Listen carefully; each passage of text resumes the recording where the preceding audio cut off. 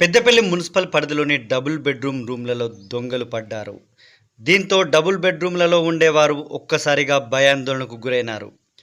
పూర్తి వివరాల్లోకి వెళితే బాధితులు తెలిపిన వివరాల ప్రకారం పెద్దపల్లి మున్సిపల్ పరిధిలోని చందపల్లి గ్రామంలో సరోజన అనే బాధితురాలు తెలిపిన వివరాల ప్రకారం రాష్ట్ర ప్రభుత్వం కేటాయించిన ప్రభుత్వ భూమిలో డబుల్ బెడ్రూమ్ పక్కనే తను ఇల్లు నిర్మించుకొని ఉంటున్నట్లుగా పేర్కొంది. తను గత 10 రోజుల క్రితం తన చుట్టాలింటికి ఊరెళ్ళగా తిరుగు ప్రయాణంలో పెద్దపల్లికి వచ్చి చందపల్లెకు చేరుకునేసరికి తన డోరు తీసి ఉందని, వెంటనే వచ్చి ఇంట్లో చూసేసరికి బీరువా పూర్తిగా పగలగొట్టి ఉందని బాధితురాలు సరోజన తెలిపింది. కానీ బీరువాలో డబ్బులు బంగారం పెట్టకపోయేసరికి తను ఊపిరి పీల్చుకున్నట్టుగా తెలిసింది.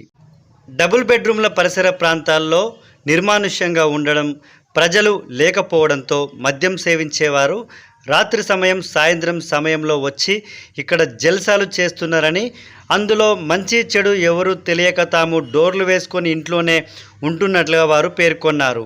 కానీ ఇలా ఊరెళ్ళి వచ్చేసరికి తమ బీరువాను పగలగొట్టి ఉండేసరికి భయాందోళనకు గురైనట్టుగా బాధితురాలు సరోజన పేర్కొంది.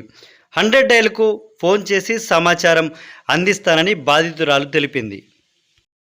మేము మా బిడ్డింటికి పోయి 10 రోజులు అవుతుంది. ఇక్కడ నుంచి మంచిర్యాలకు పోయి వచ్చిన వచ్చేవరకు ఆ రోడ్ కాడ నుంచే ఒకటి రెక్క తీసి ఉన్నది, అది తలుపు తీసి ఉన్నదని ఇక ఏడ్చుకుంటూ వచ్చి ఇక వీళ్ళకి ఫోన్ చేస్తే అలా లేదన్నది.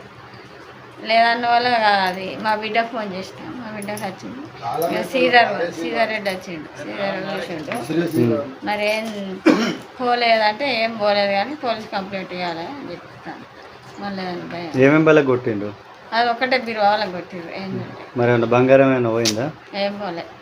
వాళ్ళు ఏ టైంకి వస్తారు కానీ కనబడతారు. 9కి 8కి వస్తారు. మరి కూర్చొని తాగుతారు పోతారు.